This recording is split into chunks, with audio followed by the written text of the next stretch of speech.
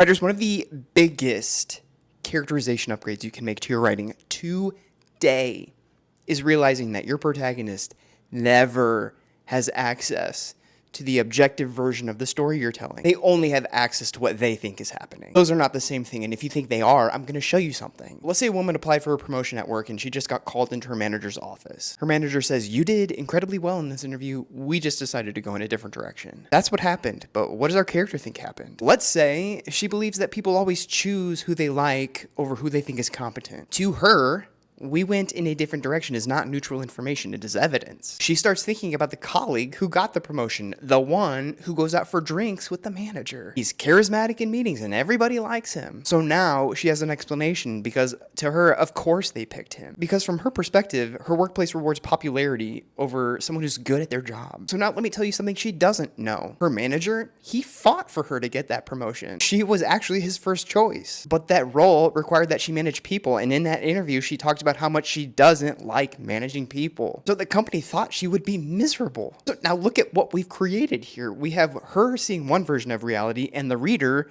gets a different one. That is characterization. And the problem is some writers move directly from event to reaction. But there's an entire psychological step that sits between those. And that step asks, what does this character think that event means? Because that is where so much of your character lives. Maybe your character gets criticism and they finally think, "Oh, people realize now I'm not good enough." Someone else gets that same criticism and they think, "Oh, they want me to get better at this. They want to see me improve." Those interpretations can and they should change what your character does next. Perception generates behavior. Behavior generates decisions. Decisions generate consequences. And like magic, your character is generating your own plot. As the writer, remember, you know too much. Your character does not. Your character is living inside the story as they understand it.